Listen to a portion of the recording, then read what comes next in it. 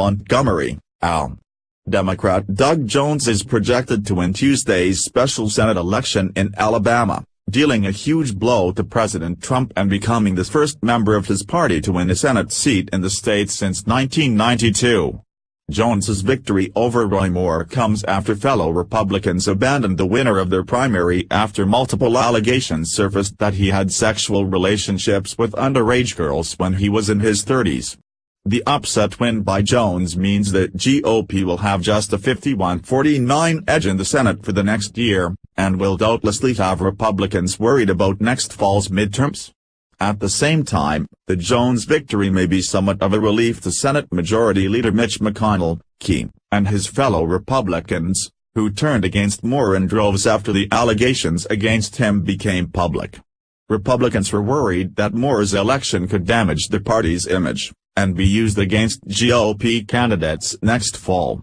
President Trump, in contrast, worked to help Moore in the campaign's final weeks, holding a rally in Florida near the Alabama border and recording a robocall the day before the election.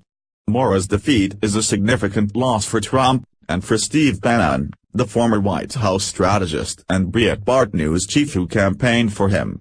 Jones, a former federal prosecutor, will serve out the rest of the term formerly held by Attorney General Jeff Sessions until 2020. Jones faced an uphill battle to winning the seat in Alabama, a state where Trump defeated Hillary Clinton last fall, 62% to 34%.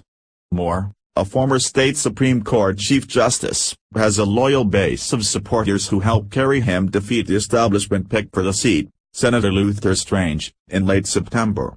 Things changed when the Washington Post reported the first allegations against Moore in early November. The Republicans' standing in the polls plummeted and calls for him to step down echoed in Washington.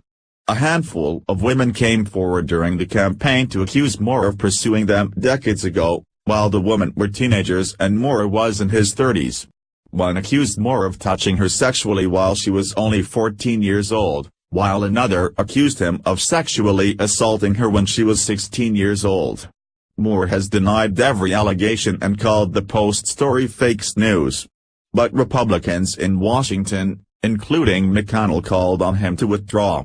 Some floated the idea of expelling him if he won. Jones's victory appears to have been propelled by strong voter turnout among African Americans. Early exit polls indicated that blacks would make up 30% of the electorate, higher than the 25% Moore had hoped to deliver. His strategy in the final days focused heavily on targeting African Americans.